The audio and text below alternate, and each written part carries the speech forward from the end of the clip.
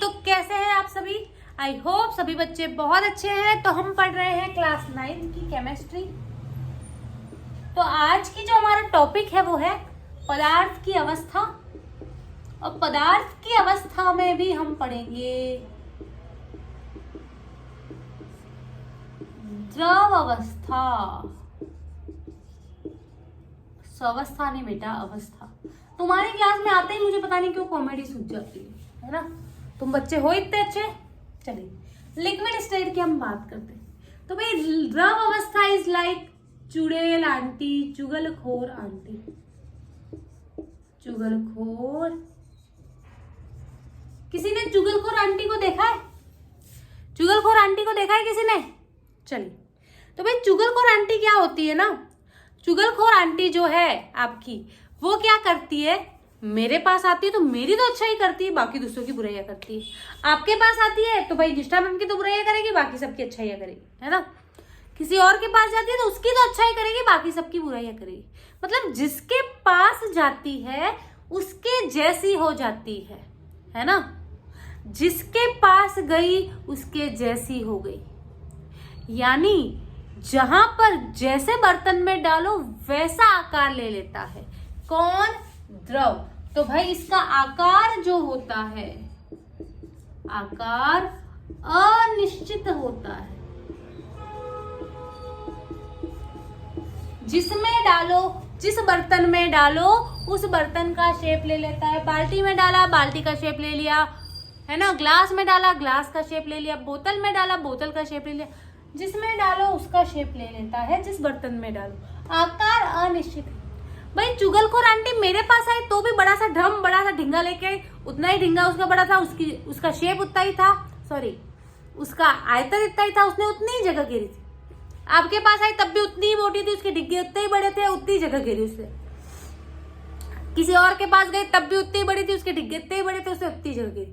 तो उसने जगह जो घेरी वो फिक्स है, यानी उसका आयतन निश्चित है। तो द्रव का क्या बोला हमने? आकार अनिश्चित है लेकिन आयतन निश्चित है। तो पदार्थ की वह अवस्था जिसका आकार अनिश्चित लेकिन आयतन निश्चित हो, द्रव अवस्था कहलाती है। डेफिनेशन क्या है? पदार्थ की वह अवस्था जिसकी आयतन निश्चित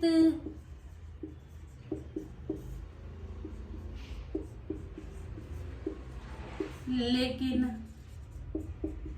आकार अनिश्चित।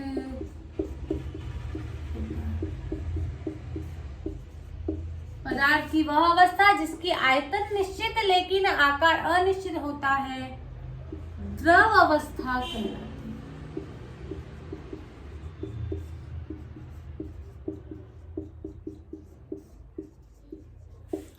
ठीक है, ये तो उसकी बेसिक डेफिनेशन हो गई।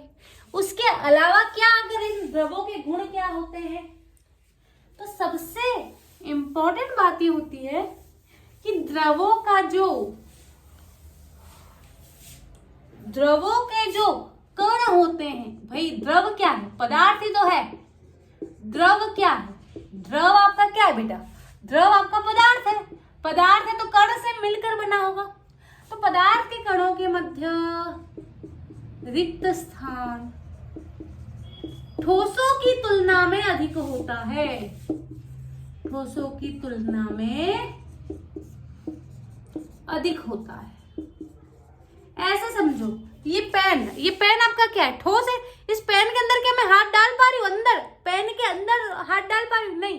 क्यों? क्योंकि ठोस है, इसके कण इतने पास इतने ठूस के भरे कि इसके अंदर मैं हाथ नहीं डाल पा रही हूँ। लेकिन आपने देखा होगा जो स्विमिंग करने जाते हैं आराम से पानी को काट के उसके अंदर हाथ डाल पाते हैं। क्यों? क्योंकि द्रव के कणों के मध्य रिक्त स्थान होता है, और वो रिक्त स्थान ठोसों की तुलना में अधिक होता है। क्योंकि कण थोड़े दूर हैं, गैप ज्यादा है, थोड़े दूर हैं, इसलिए ठोसों की तुलना में ये जो कण है उनमें प्यार, उनमें आकर्षण बल भी कम होता है। तो दूसरी बात, ठोसों की तुलना में,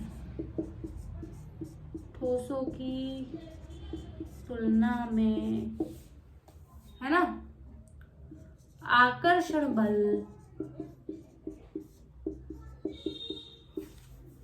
कमजोर होता है।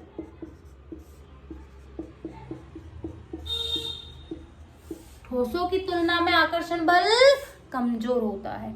और तीसरी बात संपीड्यता की, है ना, संपीड्यता का मतलब होता है दबाने पर दबना। अगर हम बात करें संपीड्यता, संपीड्यता का मतलब क्या होता है, कंप्रेसिबिलिटी, कंप्रेस करने पर, दबाने पर दबना।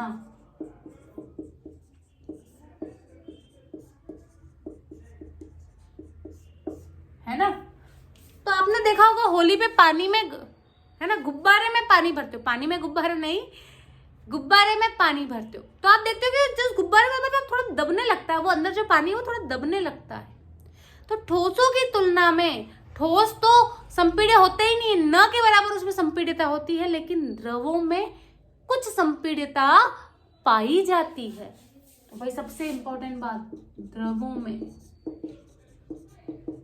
कुछ संपीड्यता